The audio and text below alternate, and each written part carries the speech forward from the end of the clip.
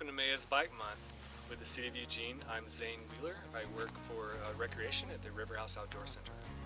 So each Monday, we come up with a new topic, something that you can do at home, bike mechanic wise. And for some of you, this will be a review and old news. For some of you, it may be new, maybe learn some new techniques, maybe not, but hopefully just a fun way to stay engaged.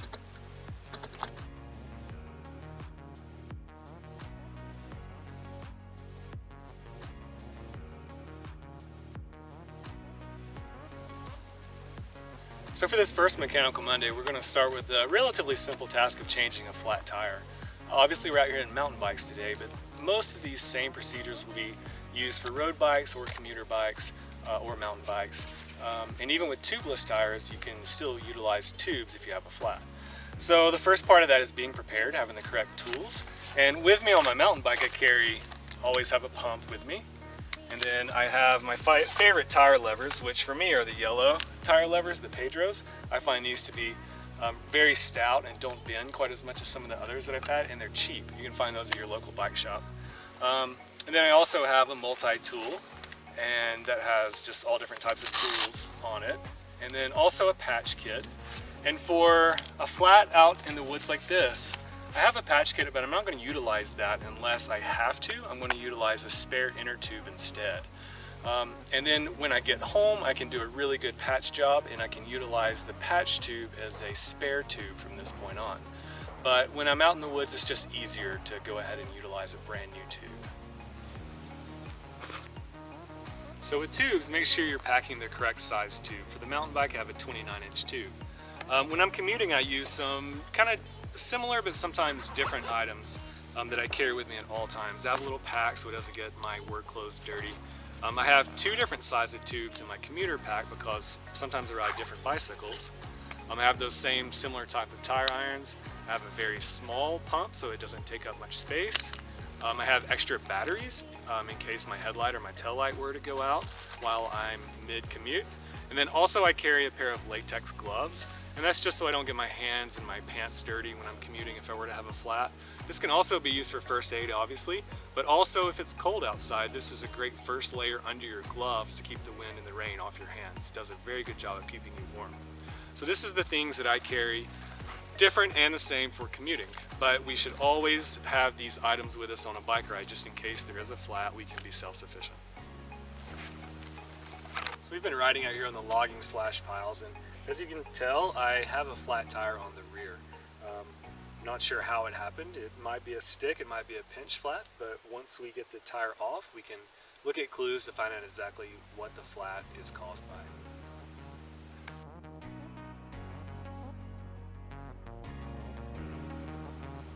Alright, so step one to fix this flat is to make sure I have the correct tools, which I have and we went over earlier. Step two is go ahead and get the chain in the smallest cog on the rear. Makes it easier to remove the wheel. And then we need to figure out what mechanism is holding the wheel onto the frame. And in this case, it's a through axle, so it takes a hex wrench. If you have a quick release, you'll have the little lever, and you should know how to use those, or look it up. And then sometimes if you have a bolt-on axle, it'll take a 15mm wrench. But for this, it'll take a hex key. And then we can go ahead and unbolt that axle. Once that axle is unbolted and taken out, keep that in a clean space just so that we don't get it dirty. I'm going to put that just in my head tube there. Now I can pull the wheel straight out. Once I pull the wheel out, especially on a disc brake bike, make sure you do not pull the brake lever or you'll have to reset the pads.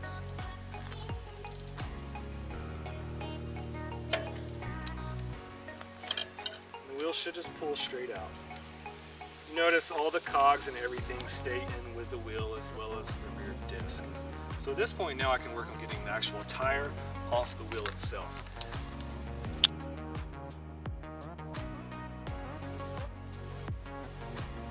So now I have the wheel off the bike. It's good to look at the tire and just see what kind of condition it's in.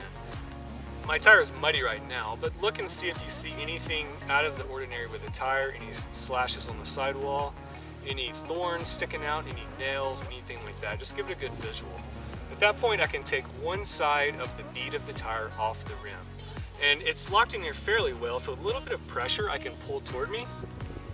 and that bead will pop off. I need to pop that bead off all the way around the tire so I can get the bead into the center of the wheel. And once I've done that, using my tire lever, I can be careful with this so you don't pop your tube that's in there any more than it already is, but I want to pull the tire bead off the outside of the rim. With mountain bikes, this is relatively easy to do. With road bikes or commuter bikes, sometimes more difficult. So with this wheel, I can probably do it with a single tire iron. With some road bikes, you might need 3 tire irons to get that tire off. So I don't need to take the tire completely off. At this point, I have one side off the rim. I can pull the inner tube out.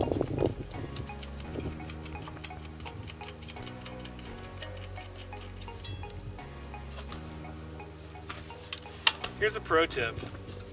I suggest remembering what direction the tube was,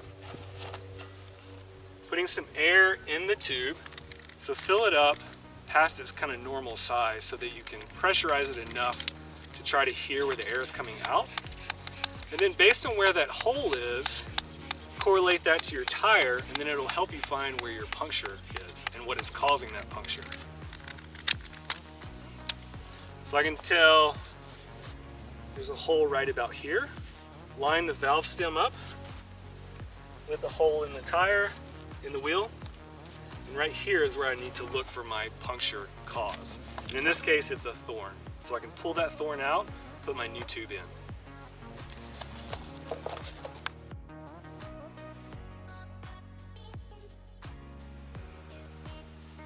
Alright, so I've got the old tube out of the tire. I've ran my hand or a piece of cloth, being careful not to cut myself on whatever's in the tire, all the way around to the tire to make sure it's clean and there's nothing inside of that's going to puncture my new tube. With my new tube, I have it inflated just a little bit, just enough to give it shape. And I'm going to stuff that into the tire, starting with the valve.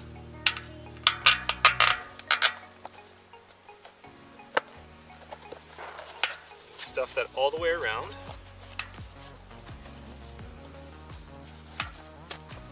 And starting wherever at this point, I like to start near the valve. Start squeezing the tire back onto the rim. And again, with a mountain bike tire, this is a little more simple than with a commuter or a road bike tire, just because it's not quite as tight. So that tire is all the way on there. At this point, I can pump it up to pressure. Being careful and watching as I add pressure that the tire is seating all the way around evenly and you don't have any bulges or any type of blowout happening.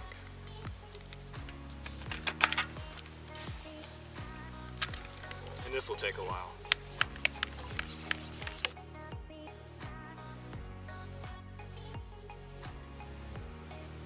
So after a few minutes of pumping, I'm back to my recommended or my favorite pressure for this trail. I double check that the tire is completely seated and that it's even on both sides. And then I can reinstall the wheel onto the frame. Whenever you're doing this on a disc brake bike, make sure your disc is going in between your calipers. And remember, we put the skewer or the through axle in our headset so we didn't get it dirty. You want to make sure that when I put this in, it goes all the way through and it's completely tightened on the other side. And then once I flip the bike over, I'll go through the gears. I'll double check my brake lever and make sure I didn't get air in the system. Give it a few pumps if you did, to let the air settle. And then we should be good to go.